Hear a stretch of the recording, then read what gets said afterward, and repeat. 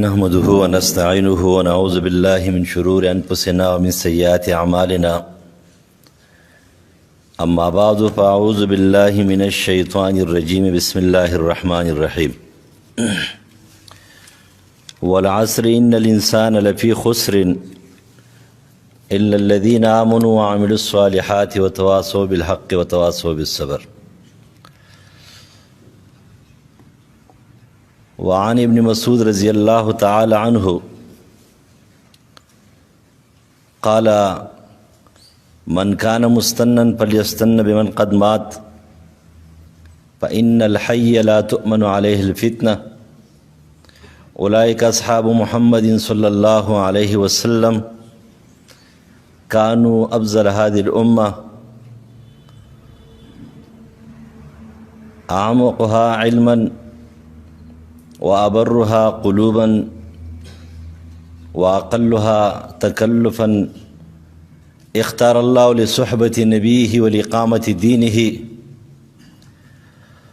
رواه الرزين. قسم دے په زمانه باندې چې انسان په تاوان کې دی. تاوان نه بچ هغه خلق دی چې هغه ایمانداري د نیکو اعمالو خاوندانی د امر بالمعروف او د نهي عن المنکر خاوندانی او په دې باندې مصیبتونه او پریشانی چې راځي په هغې ثابت قدمي. عبدالله ابن مسعود رضی الله تعالی عنہ فرمایي چې څوک په چا پسې لاره نیسي او د چا په قدم ورپسې کېږي نو ورپسې دي شي په هغې خلکو پسې چې هغه وفات دي. ژوندي د فتنو نه بچ کېږي، نه د انقلاب دپاره ژوندي خلک څه داسې نوې طریقه کار رایستی شي. هغه خلک چې کوم وفات دي هغه دي صحابه چې هغه اولنۍ ډله د انقلاب ده، اولنۍ ډله د دنیا او د معاشرې د جوړولو او د تغییر او د تبدیل ده. هغه خلک د امت تر ټولو نه بهتر خلک دي، خیر القرون قرنی. هغه خلقو کې درې صفتونه و، د دې وجه ټولې دنیا کې انقلاب برپا کړی دی. اولنی صفت د هغوی علم و، جوهر علم. دویم صفت د هغوی زړونه او روحانیت او اندرونو. او دریم صفت د هغوی د ژوند د تېرولو بې تکلفه زندګي وه. د دې وجې نه الله تعالی د دین د حفاظت دپاره او د اقامت دپاره او د اسلام د برپا کولو دپاره او په دنیا کې د انقلاب د راوستلو دپاره رسول الله د ښو ملګرو د انتخاب دپاره دا منتخب کړي. عزتمندو دا سورة عصر او دا چې کومه د عبدالله زوی د مسعود رضی الله تعالی عنہ دا حدیث چې مشکات نقل کړی کتاب الاعتصام و سنت کی، او دا د رزین روایت ده. په دې کې مجموعي لحاظ سره څلور او تفصیلي لحاظ سره خبرې د هر هغه انسان دپاره دي چې هغه ځان ته انقلابي وایي. خو البته زده کړو چې انقلاب څه ته وایي. د هغې وجوهات دا چې کله د انقلاب ذکر راځي نو یو دم سړي دماغ ځي خونریزۍ ته، د قوت او د طاقت په زور باندې خلق مسلط کول، د مال و دولت او د جاه او جذباتی تقریر په هغې باندې خلق مسلط کول او قابو کول، دې ته خلق انقلاب وایي. او حال دا چې دا د انقلاب یو ډېر غلط صورت دی، یو بدل شکل دی. دا هغه صورت دی دې نه خلک نفرت کوي. انقلاب د خونریزۍ نوم نه دی. انقلاب د دبا وهلو نوم نه دی. انقلاب په زبردستۍ او په مال و دولت باندې او په جاه باندې د تابع کولو نوم نه دی. انقلاب څه ته وایي؟ نو اول زده کړو چې د لغت په اعتبار دا لفظ انقلاب څه ته وایي. اصل ماده د دې خو قاف لام با. عربی زبان کې کم شیز کې چې تغییر او تبدیل ډېر راځي، حرکت ډېر کوي، نه پای کې به دا ماده موجوده وي. قلب، زړه. زړه ته قلب ځکه وایي دا متحرک دی او تاسو ته پته ده چېره قلب چې کله د انسان د دې وجود نه دا زړه کټ شي که نه او دا په نمکین اوبو کې وي نو 2-3 غنټې دا خپل حرکت نه پرېږدي تاسو چې کله ځناور حلال کوي که نه او د هغې نه دا زړه راوباسئ په یو پلیټ کې کېدئ نو که دا ته په نمکین اوبو کې کېدئ خو 3 غنټو پورې 3.5 غنټو پورې دا بلکل حرکت کوي خپل دا ختمیږي نه خو که کله تاسو اسې کېدئ په پلیټ کې نو بیا هم په 2 منټه چې کوم دی دا خپل حرکت کوي چې حرکت ختم شي بس قلب ختم شي معنی دا چې انقلاب د دې معنا دا تغییر او تبدیل او حرکت او د دې مثال به داسې وي چې که دی د معاشرې نه ټوله دنیا یې کټ کړي که نه دی به بیا هم متحرک وي انقلابي دې ته وایي چې دی به بیا هم څه وي دی به متحرک وي که فرض که دی متحرک نه نو داسې په نوم باندې ځان ته انقلابي وایي او بس انقلاب انقلاب او بس اسلامي انقلاب بس چغې به بس نور به یې سم نه څنګه چې زړه کټ کې او دا 2-3 غنټې مسلسل دا په حرکت کې وي نو انقلابي به هم ځان لا منفرد اجتماعي لحاظ سره منفرد لحاظ که ټوله دنیا یې پرېږدي خو دی به څه وي دی متحرک وي لکه څرنګه چې پیغمبران ډېر پیغمبران به د قیامت په ورځ راشي د هغې سره به یو امتي نه وي نو ولې پیغمبر انقلابي نه اوسه پیغمبر ولې متحرک نه اوسه نه هغه انقلابي او متحرک و څوک صحیح که نه نو که ته وجود نه کټم شي نو ته به خپل کار نه پرېږدې که تا باندې ضعف راشي که تا بیماري راشي که ته جیل ته لاړ شي خپل کار به نه پرېږدې نو لغت په اعتبار سره انقلاب الټه کېدل تاوېدل راتاوېدل تغییر او تبدیل بے ضایع د مبالغې حد ته رسېدل حرکت دې ته انقلاب وي اصطلاحي اصولي طور باندې انقلاب څه ته وایي انقلاب امام راغب وایي انقلاب اصولي طور باندې د معاشرې نه د دنیا نه د کور نه خونریزي نقصان عیب برایی دا ایستل دې ته انقلاب وایي که بیا دغه نقصان دا په عقیده کې دی د عقیدې نه ایستل دا انقلاب دی که دا په سیاست بنیادي خبرو کې دی د هغې نه ایستل دا انقلاب دی معاشره کې د شرک مقابله کول دا انقلاب دی د بدعاتو مقابله کول دا انقلاب دی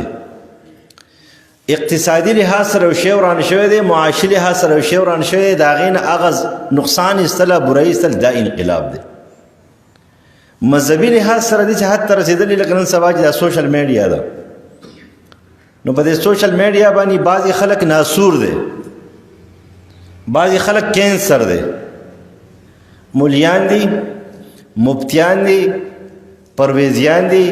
قادیانان دي احمدیان دي یا نور دغه شان دي خلک دی چې په دې سوشل میډیا په حاشیه وریانې والا خو پرې دوا هغه خو د دې طرف نه کټ دي خو لیکن دا کوم خپل دي چې دا لوباده پرې جامې پې او پټکې او ټوپۍ او ګیره او بریت او نوم شیخ العرب والعجم او شیخ الفلان او مفتی اعظم او مفتی څه شی او څه شی په دې معاشره کې چې هغه شته دی په سلو کې 15-10 کسان دي نور باقي به ښایي هغه د معاشرې دپاره ناسور دی د دې وجې نه ته د معاشرې دپاره هغه خبرې مه کوه چې معاشره کې فساد جوړوي تاسو ته پته ده یو وارې حسن بصري رحم الله ناس امام قرطبي نقل کوي انس ابن مالک رضی الله عنه د عورنیینو حدیث وایي انقلابیانو ټول د عورنیینو د عوکل یو حدیث دی طالبانو مولیانو ته معلوم دی دا راغلی د عورنیینو د عوکل خاندان دی نبی علیہ السلام ته راغلی دی اسلام قبول کو بس بیا د مدینی ابو هوا به بدر راله رنگونه زړ شو خېټې وپړسېدلې معدې خرابې شو نبی علیہ السلام ولېږل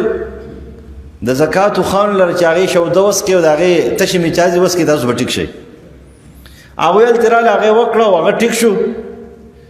او بیا یې هغه شپونکی چې که نه یاسر نوم یې یا یو دی یا دوه هغې شهیدان کړه، سترګې دې وایستې، لاس و خپې دې کټ کړه او د هغې نه بعد یې وخان ټول بوتل. نبی علیہ السلام ته اطلاع راغله، هغه پسې صحابه ولېږل،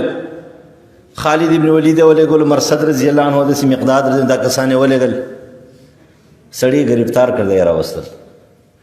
نبی علیہ السلام هغه ځای ګیله راغی چې کوم ځای کې دغه شپونکیان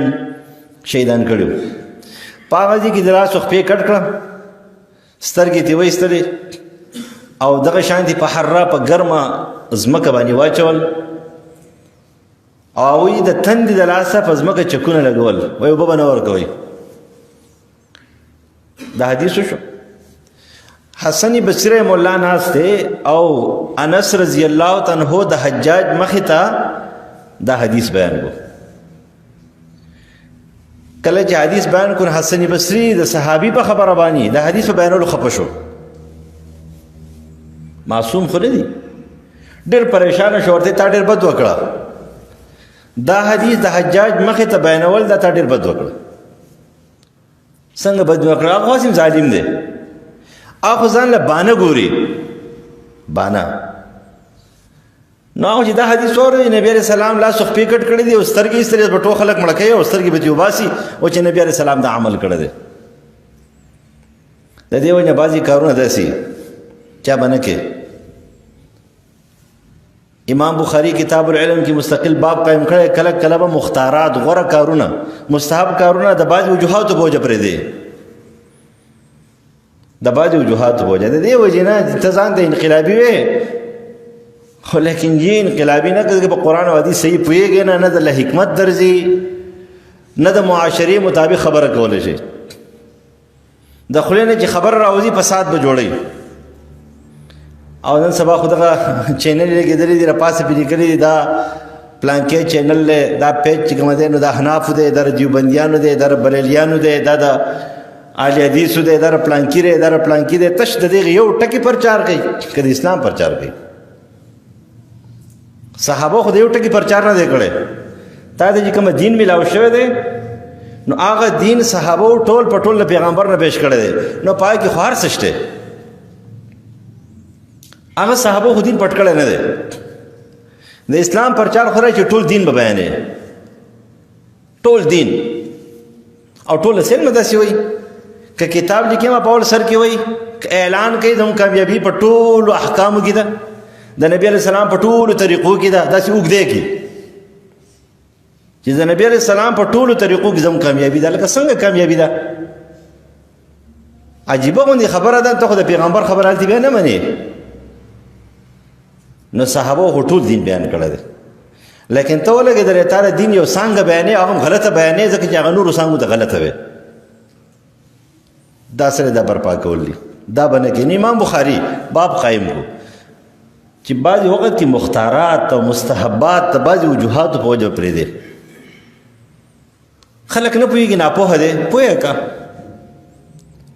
ته خو ځان ته وایې چې یاره څنګه صفتونه په کار دي، ما لره زه انقلاب په دې معاشره کې راولم، دا خلک بدلون راولم، بدلون، دا وطن بدلون غواړي، دا معاشره بدلون غواړي، دا کلی بدلون غواړي، دا کور بدلون غواړي، بدلون راوستل غواړم. حالات ته به ګورې، هغه شانې خبره به کوې د حالاتو مطابق.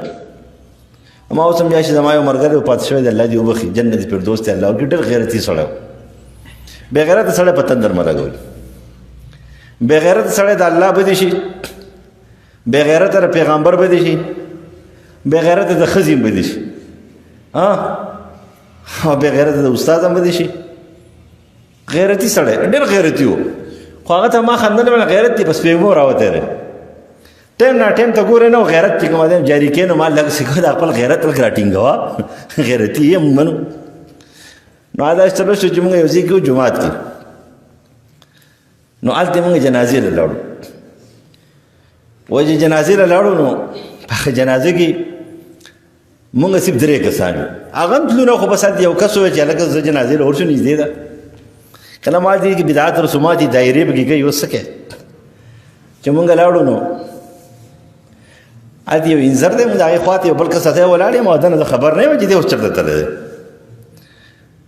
نو هغه ځکه یو غټ سابیاق و، غټ عالم و، ښه غټ عالم و، د خپلې علاقې ډېر معتبر انسان و. دا په سر باندې خلکو جګړه کوله، چې ملا سړي په سر باندې څوک جګړه ونه کړي نو هغه صحیح. نو بس هغه دایره کوله، د فرضو د واجبو یې کوله. نو دی وله سر ورغی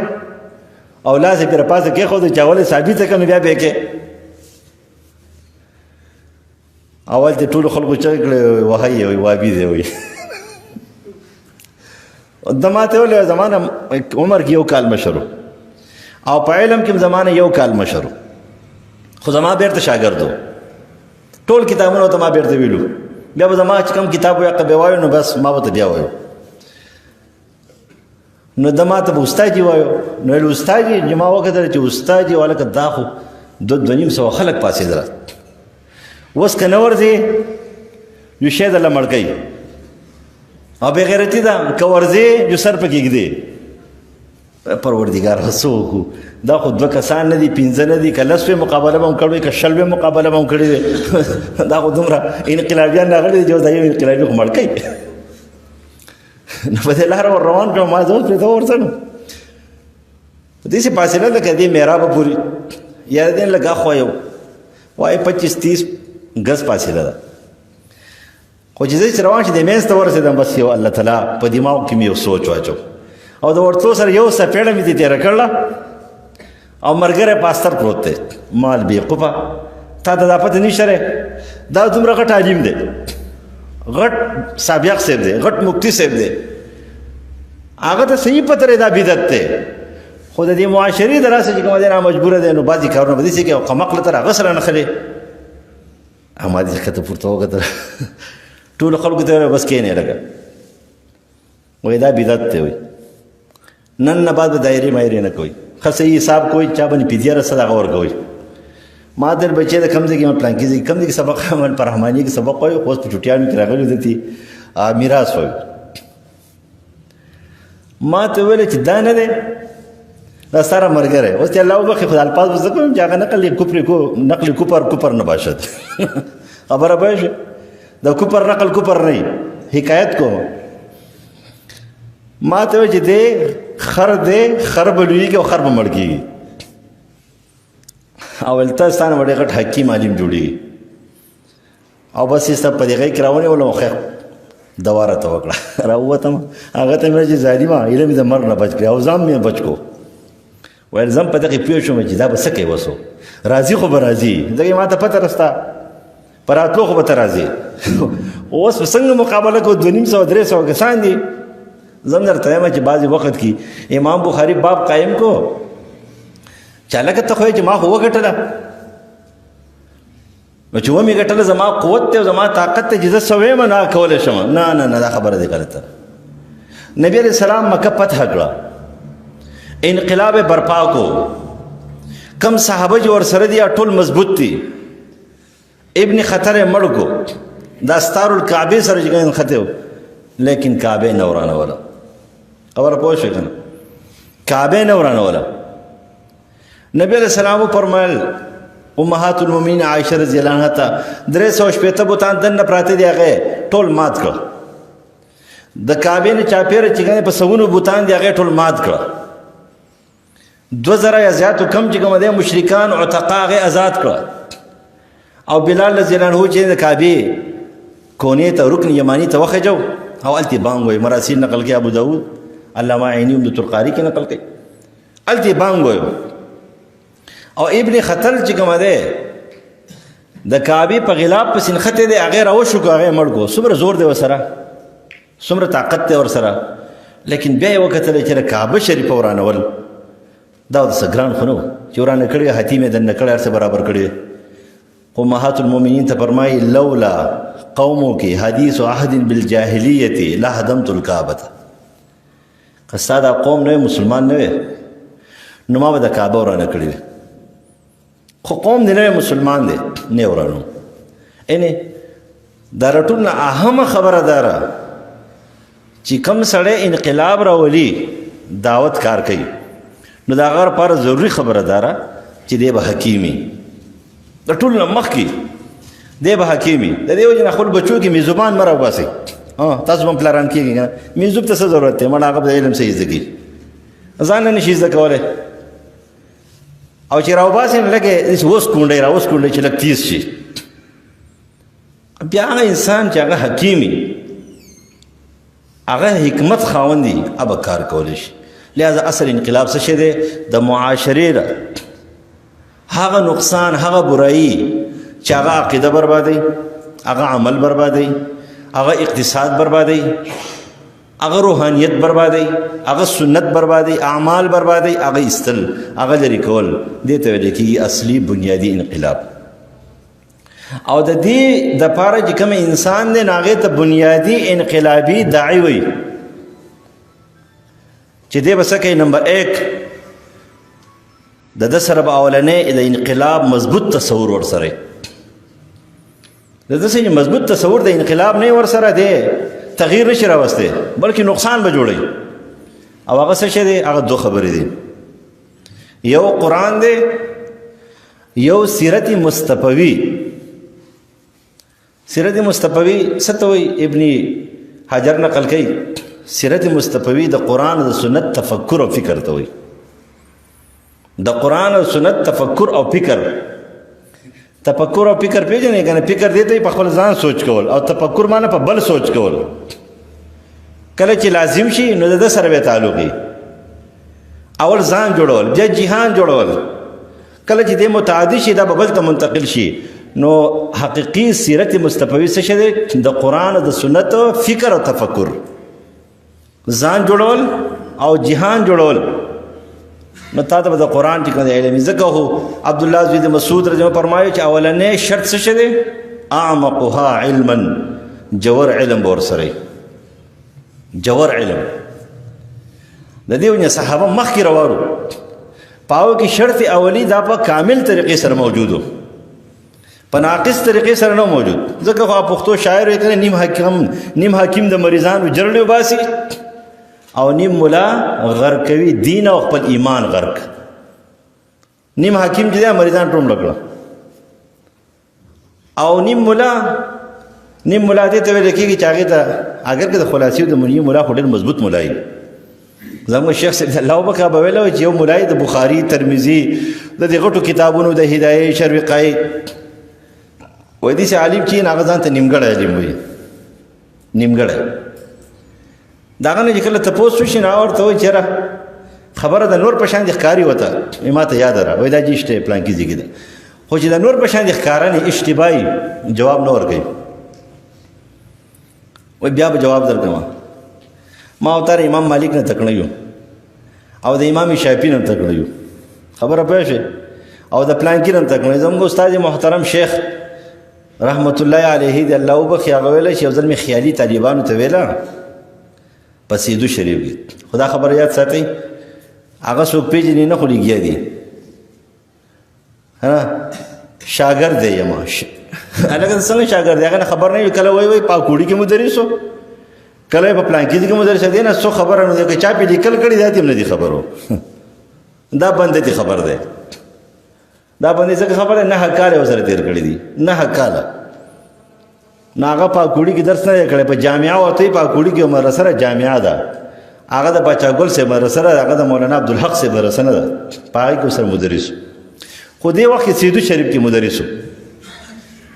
سیدو شریف کې خیالي مې ویل خیالي یو ځای په کې راغی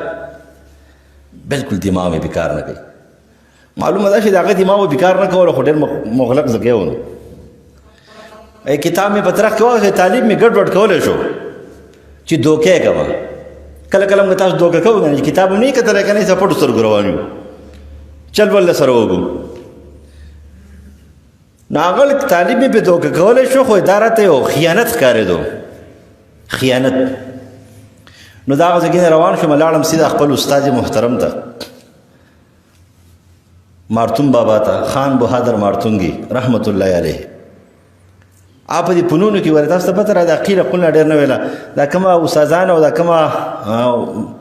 علما چې دا ډېر قیله قلنا کوي او دا ډېر نوټونه موټونه خلکو ته وایي دا طالبان سبق نشي یادولی کومه مولوي صاحب چې بالفعل په کتاب باندې پوهېږي بالفعل الکلمتو پېژني بالفعل فعل پېژني هغه ضربه پېژني ضربون پېژني نو د هغه علم شاګرد ته بلکل برابري ما کافیه ویلی دي نو ما بیا شاګرد دا به لیکله دا مورد مې ولیکله اوس په طرح زمونږ استاد محترم دی الله وبخي مولانا فدا محمد مرحوم یو ځل کمرې ته راغی هغه کاپۍ راواخیسته ما ته وایي تره کاپۍ داسې طالبانو ته یې مالاوه زه قیل قلنا به کته نه یم هغه ما ته ویل چې دا چاپ کا ما چې نیمګړې دا ویل ولیکه پسې وړاندې که نه مبني پسې ولیکه ما زه وبلیکو انشاءالله ما ته ویل چې 2 شرحې دي یو شرح د کافیه د هغې ته وافیه وایي وافیه نایاب شرح ده یو جلد کې ده چې وافیه او دا تا چې کومه لیکلې ده په کوم انداز باندې نو دا دواړه یو شانتې دي نو ما چې وافیه خو زما څه نشته خو زه وګورو ما وافیه وکتله خو چې وګرځېدم په یو زړه لایبرري کې پېښور کې پیدا چې ما وخت هغه دا شانتي وه خبر همداره چې اصل کې پن چې کومه دی نو بالفعل چې کله ته په یو کار پوهېږې لکه اوس یو داعي بالفعل داعي بالفعل یو خو دا مصنوعي داعي که نه چې تو ته خبرې زده کړې زده کړې زده کړې هغه د سټیج ته ودرېږي دا جذباتي تقریرونه وکړي لکه تاسو باندې انجمن کړي نو هغه د دې نه خبر نه وي کوم چې بالفعل داعي چې هغه د خلکو په مزاج پوهېږي هغه بالفعل انقلابي بالفعل په دې معاشره کې چې کوم انقلاب راولي نو هغه وایي چې زه لاړم مارتوم بابا ته مارتوم بابا به کتاب کتلو موږ اوس تاسو ته پاسو طالب ته پانه سي طالب سره 1000 کاله خبرې به نه کوي د دې زمانې شاګردان ته دیال سلوټه کوي که یو ته نه کوي کاته خرابه ده موږ ته سلام نه کوي خیر دی خو موږ به درته کوو څوک اوس مجبوري ده پیتنو دور دی سبق بیا نه وایي څوک که مونږ درنه خفه شو مونږ هم خوشحاله کوو که تاسو خفه شئ نو هم خوشحاله کوو که مونږ خفه شو نو هم خوشحاله کوو تاسو داسې بد قسمت یو داسې دور کې پاتې شو نو پسې لاړو چا ته نه پاسېدو مارتوم بابا چا ته شاګرد ته نه پاسېدو سلام به چا وکړو وعلیکم السلام زه چې ورغلم ما السلام علیکم وعلیکم السلام اخبار یې کتو اصلاح سره اوچت کو مېلمه کېنه ما جي پلانکې یم داسې راته وکتل چې څه شي له راغلی خندان شو وایي ما جي په دې کتاب باندې نه پوهېږم یو ټکي کې ختم وایي امتحان نه راغلی امتحان نه راغلی ته پرېږده مړه وایي ما ورته چې په امتحان نه چې پوهېږم پې نه وایي د خندان نه شو چې راته وایي چې اسمان ته وخېږي که نه اسمان ته ورسېږي زما شاګرد دی 2 نومونه څوک د چا نه نشي اخیستی یو نوم د پلار او د مور دی یو نوم د استاد دی که زوی اسمان ته وخېږي او دومره کمال ته ورسېږي چې حد دی نشته د مور پلار نه په کمال کې مخکې شي خو دا یو صفت داسې دی چې بس قدرت داسې ورکړی دی دا نشي کېدی دی نه به دې لاندې راځي خلک وایي که نه که ځې ځې نه بازوله به راځي نو که دې ځي ځي که نه چې چا زوی د پلانکي د چا زوی د پلانکي دا مې پلار دی دا مې مور دی بس دغه یو ټکی پوره دی یو استاد که ته غټ علامه شي که ته شیخ شي که ته بل مهارت کې ورسېږې خو ته به څه وې زما استاد دی نو دا د استاد ټکی چې دی دا ډېر اوچت ټکی دی دا څوک د چا نه نشي اخیستی خیر دی که بعضې خلک هغه پریشانه شي خفه شي د استاد نوم نه یادوي ځکه کله کله استاد یې کمزوری و زموږ په شان دی استاد کمزوری عبدالقدوس مولوي صاحب غټ مولوي صاحب دی نو دې وایي چې لکه ستا نوم زه سره اخلم نو استاد لاندې شي او شاګرد اوچت لاړ شي بیا د هغه نوم نه یادوي الحمدلله موږ خو په خپلو استادانو فخر کوو څومره استادان هم چې دي الله دې کم رسېدلی دي الله دې وبخي او چې کم ژوندي دي الله دې ورله صحت ورکړي نو هغه ویل چې بس ماته ویل چې کم ځای کې دی ما چې دا وایي چې کله ما ته وایي دا ځای دی چې وایي داسې یو ټکی پکې وکړو یو ټک بالفعل هغه پر څه پوهېدو کتاب کولاو شو وایي ما چې جي بس وشو وایي چې ولې چې ټول سبق راته یاد شو دماغ مې په دغه ځای کې بند و یو لفظ چې کوم دی پای کې څو هر څه بند کړي خو چې تا ووایي بس ختم شو خبر همداره دوکه به نه کوې کله چې ته حکیم یې د حکمت خبرې وکړي نو اولنۍ خبره داره چې ته په قرآن او حدیث کې او په سیرت مصطفوي باندې مضبوط انسان یې د اولنې صفت دی. دویم صفت دی د حکمت نه بعد. د دې وجې نه صحابه ټول انقلابیانو، ټول انقلاب یې راوستی، لیکن په هغوی کې څه و؟ په هغوی کې د صورت عصر او د عبدالله بن مسعود رضی الله عنه دا درې خبرې دا موجودې وې. په دې وجه باندې خپل سبق په بار بار وایو. دا دو صفت شو. دریم نمبر په خپله به ته څه کامل یې، د بل د انقلاب نه مخکې به ته کامل مؤمن یې. کوشش به کوې چې د ایمان ټول تقاضاګانې پوره کړې، بیا به تا د لارې کولاویږي. د دې قرآن کې الله فرمایي چې کله ایماندارو ته وایي چې تاسو څه کوئ، د دین کار کوئ، وایي هل ادلکم علی تجارة تنجیکم من عذاب علیم. داسې انقلابي جوړېدل غواړئ چې ځان هم بچ کړې او بل هم بچ کړې، نو د هغې دپاره اولنی شرط دا دی چې ته به ایمان راوړې، ته به کامل ایماندار یې.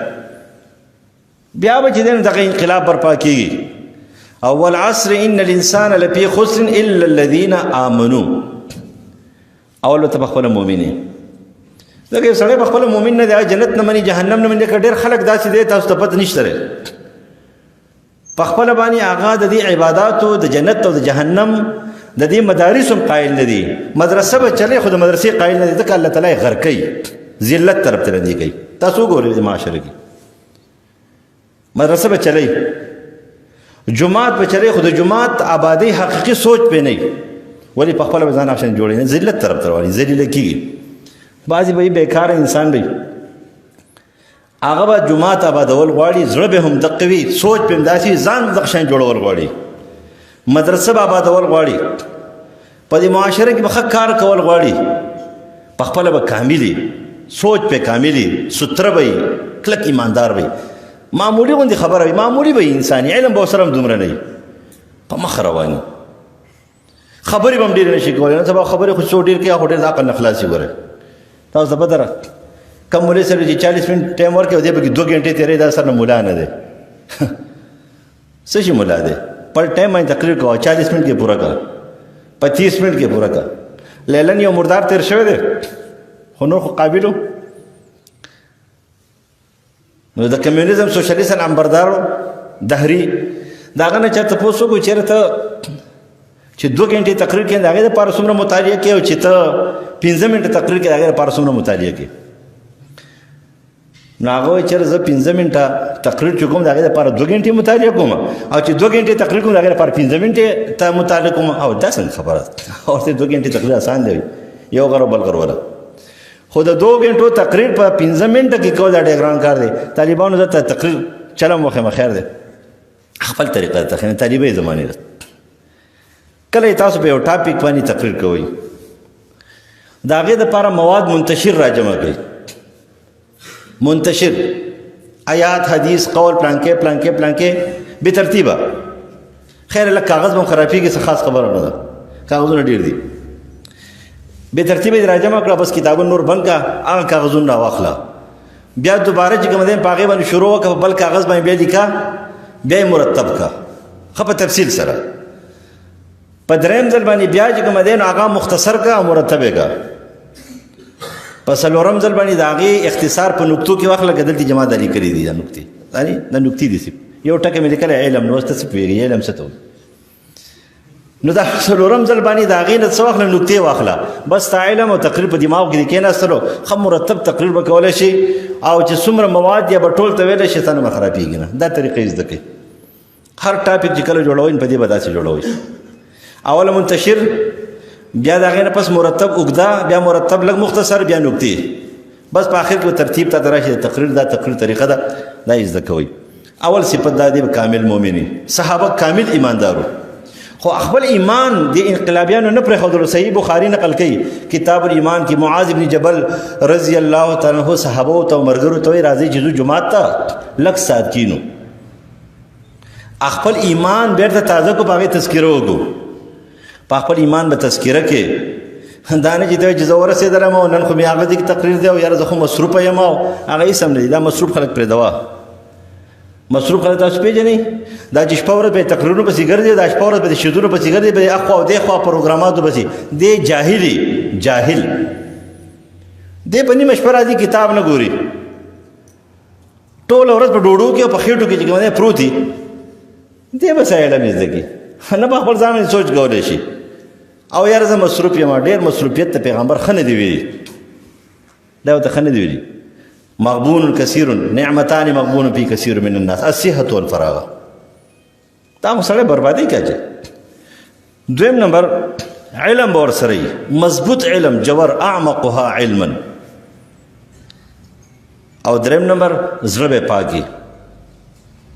چې زړه پاک نه کړي دین کار نشي کولی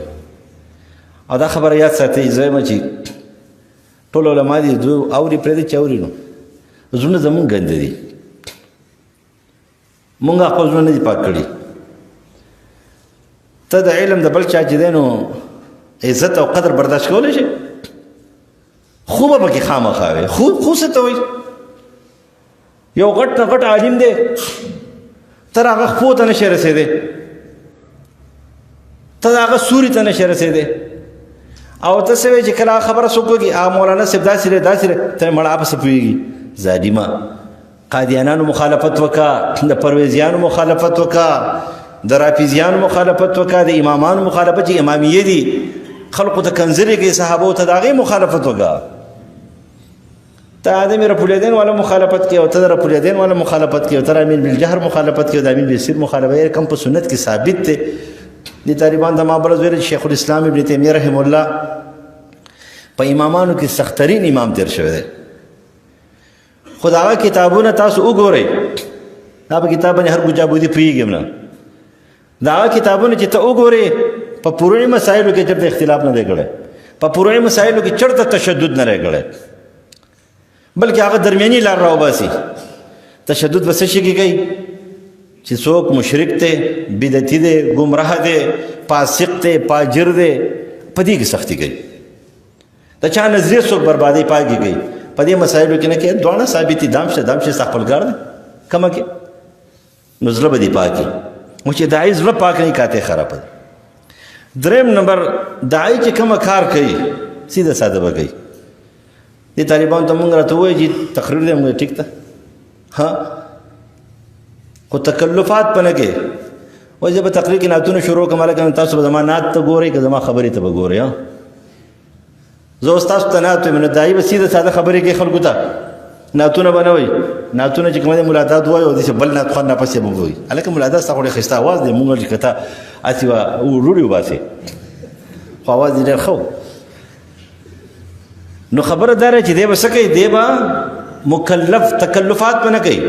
جامو کې به تکلف نه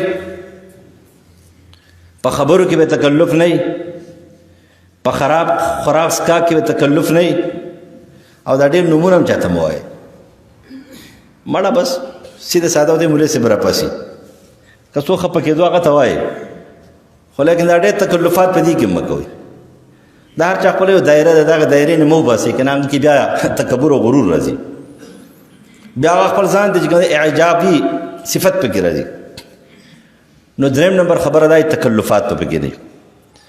و چې دا درې واړه خبرې به تا کې راغلې نو ته پرې معاشره کې انقلاب راوستی شي داعي به درنه جوړېدی شي ښه تبلیغي به بهترین تبلیغي بهترین اصلاح به کې د معاشرې د معاشرې نه به فتنې ډېر په ښه طریقې سره ختمې نبی علیہ السلام چې کله وکتل مصعب ابن عمر رضی الله تعالی عنہ هغه ډېر حکیم داعي و ځوان دی او دا بوډاوالي خبره د ما ګیره سپینه ده نو زه به خامخا تکړه یم اوس په زمانه دا استاد دا خو دا نشر شات امیر دی دا زموږ تکړه دی یعنې دی په زمانه تکړه دا د ګیرې خبره نه ده زه ځل ناست وم شیخ صاحب دی الله وبخي ما ته ویل که کوم کتابونه ما چې کوم پاتې شو کوم کتابونه به ماله راکوي پاتې نه خلک پاتې کتابونه ورکوي تاله د پاتې کتابونه د پاتې نه پاتې نور خلک دی به شاته ناسي شاته به هغه سړی کېږي شاته دی پاتې به هغه کتاب چا پاتې دی تباہ کتاب چا پاتې نه ده نو بیا خندل وایي ګوره دا استعداد خبره ده وایي دا ګیرې خبره نه ده هغه خلک وایي که نه هغه یو مولوي صاحب اوبه واخیسته لامبو وله نه ورته نو خلکو چغې کړې لکه دومره غټه ګیرې ده اوبه واخیستلی دی هغه په ګیرې به یې څه وکړو چې لامبو نه ورځي ها تش په نوم به یې څه وکړو چې هله څه ورځي نه ډېرې چغې وباسي دا داعي دی او دا انقلابي دی او دا پلانکی دی او دا پلانکی دی خو لیکن هغه چل ولا نه ورځي علم ورسره نشته پوهه ورسره نشته نو څنګه به دا استعداد غواړي؟ دا د مشر او د کشر خبره نه ده، بس بهترین داعی د درې صفتونه پکې. بهترین انقلابي دی څوک؟ مصعب ابن عمیر رضی الله عنه. عمر ډېر کم دی، یا 22 سال یا 20 سال دی. نبی علیہ السلام اول نمبر مدینې ته د ټولو نه مخکې هغه لېږلی، او هغه چې کله لاړ د نبی علیہ السلام د تلو نه مخکې، د هجرت نه مخکې انقلاب یې راوستلو. غټ غټ خلک، سعد د معاذ، سعد د عباده، اسید ابن حذیر، بشمار معاذ ابن جبل رضی الله عنه، ابو دجانه رضی الله عنه، بشمار خلک چې کوم دي هغه څه شو؟ مسلمانان شو. ولی هغه حکیمو، هغه عالمو، او هغه په زړه باندې ډېر پاکو، او بې تکلفه انسان خو ځکه چې اسلام یې قبول کړو نو د ډېرو راحتونو نه راووتو، د راحتونو نه. اوس خو خبره داره، اوس خو علم نوم د چا دی؟ د راحت. که په دنیا کې چې کوم دی نو ته وایي زه په راحت کې ګرځم، نو وایه چې لکه یا ځان له مدرسه کولاو کا، یا ځان له مختلف القاب ورکړه، بس بیا به په پروټوکول به دې وي او ګاډي به وي او ټوپکي به وي او خلک به پسې ګرځي. لیکن نبی علیه السلام ورته وایي چې نه، اسلام قبلې نو د هغې نه مخکې چې دی دا سوچ وکړه چې ته به د امتحاناتو سره مخامخ کېږې، د امتحاناتو سره. نو مصعب ابن عمیر ولګو دا صفتونه پکې څه دا پکې موجود. بیا چې کله تا کې دا صفتونه دي نو ته به الګ کامل جوړېږې، کامل داعی، کامل انقلابي، چې ته د امت د معاشرې، د عقایدو، د اعمالو هغه اسباب هم پېژنې چې هغه دا ختموي، په دې به پوهېږې. لکه اوس فرض کړه منبر په سر باندې تقریر کې تا دا پته نشته چې یاره دې معاشرې کې کوم شی نقصان دی، او ته د 1500 کالو مخکې یو نقصان دی په منافقانو کې هغه ذکر کوې، اوس نشته دی. نه نه، د هغه زمانې نقصان ذکر کوي چې اوس دا نقصان دی. د دې معاشرې نقصانات، سیاسی نقصان، فکری نقصان، اعتقادي نقصان، عملی نقصان، د معاشري نقصان، د فحاشۍ عریانۍ نقصان، دا به ته پېژنې چې دا اسباب دي د بربادۍ. په دې به ځان پوه کړې. د دې وجې نه ته به ځان د معاشرې نه خبرې. په دې وجه باندې علما نقل کوي که نه، وایي قاضي 2 علمونه پکار دي وله، او مفتي صاحب ته 1 علم پکار دی. نو د دې وجې نه مفتي کمزوری شو، قاضي اوچت شو. قاضي چې پتو ورکړي نو هغه د معاشرې نه خبر دی، او مفتی چې پتو ورکړي نو هغه ته په پټو سترګو ورکړې ده. نو مفتی ته 1 علم پکار دی، د کتاب. غریب د دې نه هم نه دی خبر چې کتاب څه پتو ورکړو جایز ده او ناجایز ده. هغه دا څه کوي، غټې غټې فتوې لیکلی شوي دي، هغوی هم د سعودي عرب نه چاپ شوي دي، دلیل پکې نشته دی. فتاوی حرمین چې کله ته وګورې دلیل پکې سر نشته، جایز او ناجایز. وستا جایز ناجایز څه منم، ته ورته صدۍ پیداوارې دلیل ولې پیش کړې؟ دلیل پیش کړه، پته به ولګي. قاضي به 2 علوم غواړي، یو د کتاب علم، یو د عرف او د رواج او د معاشري علم. لکه سلیمان علیه السلام چې قضاوت کولو راغی، داود علیه السلام ته فرمایي دا فیصله خو تا وکړه، زه یې وکړم؟ ویل ته وکړه. نو هغه چې کله وکړه نو ورته ویله چې دا ګډې بیزي دله ورکړه، او دا پټی چې کوي د ګډو بیزو والا ته حواله کړه. دی بوله سره راوړي، دی پکې ګوړ للون کوي، دی بوله اوبه خور ورکوي. کله چې فصل خپل حد ته ورسوي دلې ورکړه، او دا ګډې بیزي دته ورکړه، دواړه برابر پاتې شي. دا قضاوت. قاضي به چې کوم دی نو د عرف او د رواج نه خبري، او د علم نه به خبري، د قرآن او سنت. داعي دا به د عرف او د رواج نه خبري، دا به د معاشرې نه خبري، دا انقلابي به د معاشرې د هغه نقصاناتو نه خبري. کم اسباب چې هغه نقصان راوړي، د اعتقاد بربادي، سیاست بربادي، معاشره بربادي، سنت بربادي، په دې باندې پوهېږي. کله چې په دې پوه شو بس بیا به کار کوي. 4 نمبر صفت په کې دا وي چې دې کومه کار کوي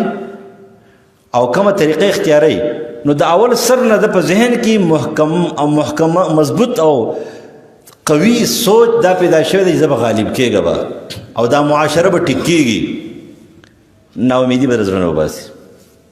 که فرض کړه دې مړه خلک خو نه جوړېږي، په تندر یې مه لګوه. خلک داسې دا به 1 غنټه کار وکړي بیا به تښتي، 1 کال کار به وکړي بیا به تښتي. دا د مدرسې د درس و تدریس نه دومره ګران کار دی، دومره کرام مجاهده ده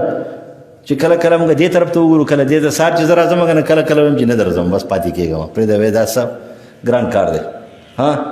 ټوخی دی په سر درد دی، پلانګې یخني ده، سپینې بهېږي. بیا هم چې مونږ راشو مونږ مدرسې ته راورسو کو تعریف چې کومه دی نو هغه خبره نه وي ګران کار دی که مجاهده انا حوصله به نه بېلي که حوصله بېلي نو دی دایي نشي جوړېدلی دی انقلابي نشي جوړېدلی او آخري خبره هغه دا ده چې دی به کار کوي